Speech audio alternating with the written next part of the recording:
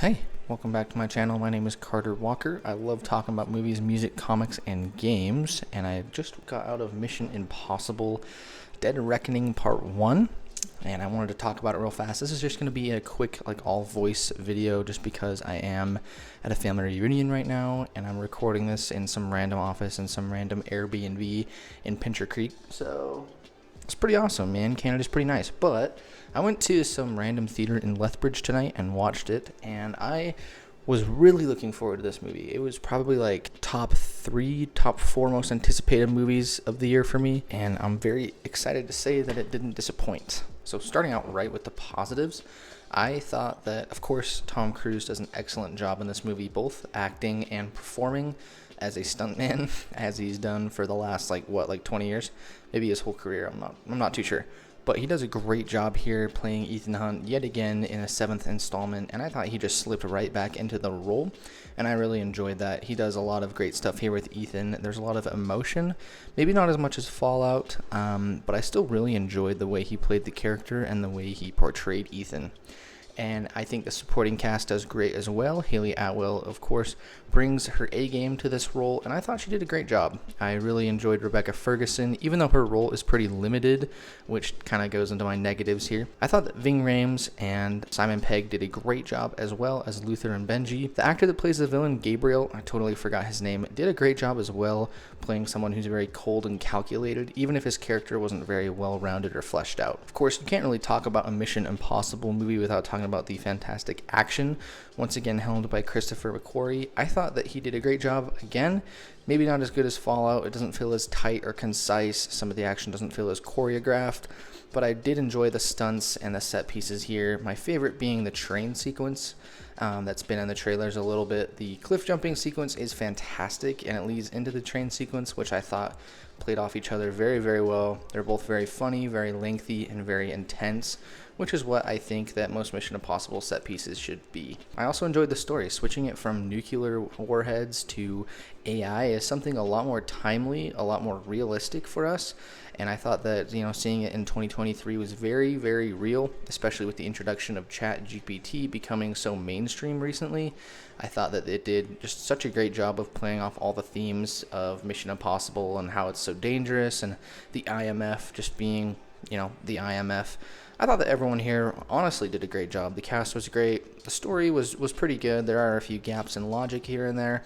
There's a few choices that I'm not totally cool with that kind of threw me off a little bit. But honestly, the positives are exactly what you'd expect. All the performances are great.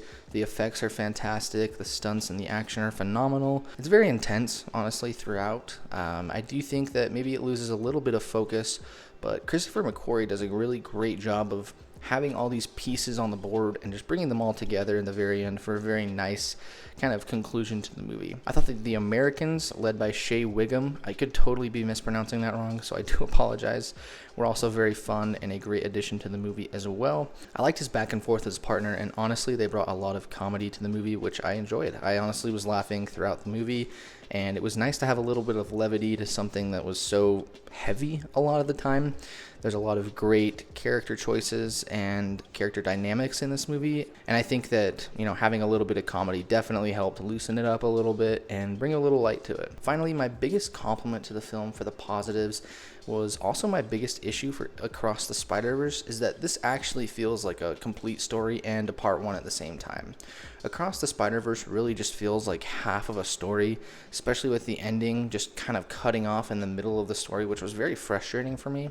I thought that Mission Impossible Dead Reckoning Part 1 did a great job of establishing it's a Part 1 and then also cutting off the story at a moment where it felt right.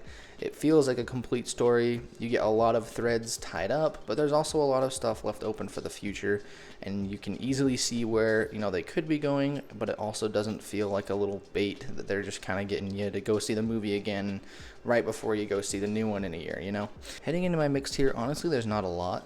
I enjoyed the movie very, very much. I do think it has a little bit of low points, mostly in my negatives.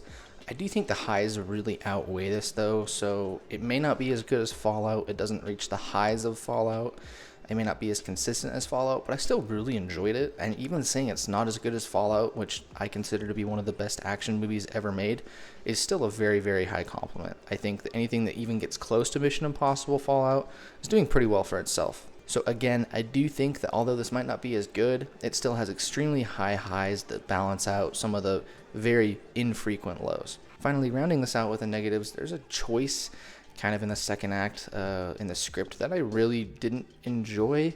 It's a weird character decision. I'm really trying to dodge spoilers here. Something happens major with the characters and it shakes up the dynamic.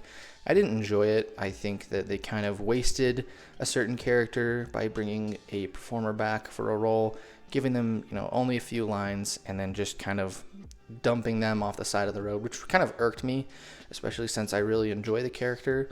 But again, it is a part 1 of the story, so I kind of have to wait until part 2 to judge it. However, you kind of have to also judge it at the same time. It's weird when it gets these part 1s, but definitely my only issue with the film overall. I do think maybe it gets a little muddled in the end of the first act, second act, and there's a few flashback scenes that don't add too much. But again, you kind of have to wait for part 2. It's like, overall, it's very satisfying as a part 1, but again, you do have to wait for part 2 to fully judge it. So the score I'm going to give Mission Impossible Dead Reckoning Part 1 as of right now is about a 9.5. I do think it's my second favorite movie of the year, just right behind Guardians 3, but definitely ahead of movies like Across the Spider-Verse and Air, as much as I did love those movies. Mission Impossible Dead Reckoning Part 1 is definitely a must-see in the theater. I can't wait to go see this in IMAX and check it out in how it's supposed to be seen. I'm very excited. But yeah, guys, in the meantime, I'm Carter. Thank you for checking out my channel. Take care.